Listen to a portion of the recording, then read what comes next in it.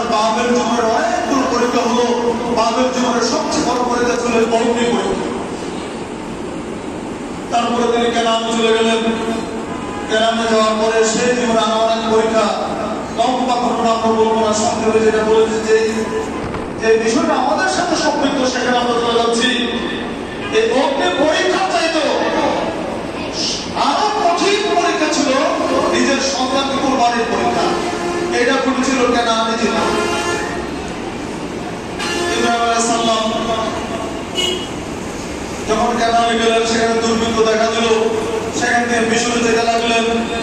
নম্বর বাদশার কবলে পড়া হলো এবং নম্বর বাদশার পক্ষ থেকে আল্লাহ সুবহানাহু ওয়া তাআলা তার স্ত্রীর ইজ্জতকে হেফাজত করলেন। সেই নম্বর বাদশাহ হাজরাকে তার স্ত্রীর সাথে অনুকূল হিসেবে দিয়েছিলেন। হাজরা ছিল ইব্রাহিম আলাইহিস সালামের দ্বিতীয় স্ত্রী। এই হাজরার ঘরে আল্লাহ রাব্বুল আলামিন ইসমাঈল আলাইহিস সালামকে দান করলেন। ইব্রাহিমের বয়স তখন ৮০ বছরের বেশি। ৮০ বছরের বৃদ্ধ ইব্রাহিমের ঘরে ইসমাঈল আলাইহিস সালামকে আল্লাহ দিলেন।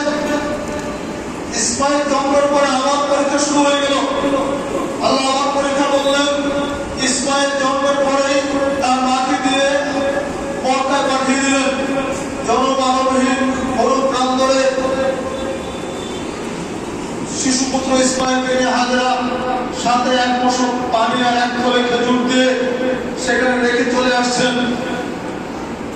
হাজরা বলছেন, আপনি আমাদের এখানে রেখে যাচ্ছেন কেন?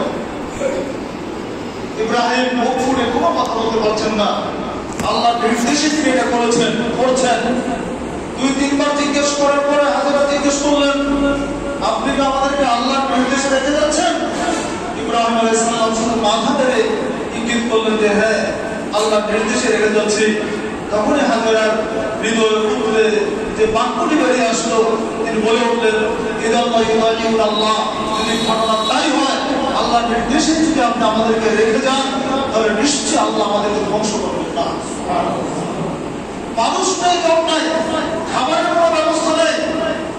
সামান্য এক থলে খেজুরের এক মশক, এক কলসি ধরেন পানি, এইগুলো খাওয়া শেষ হয়ে গেলে খাওয়ার উপায় নেই।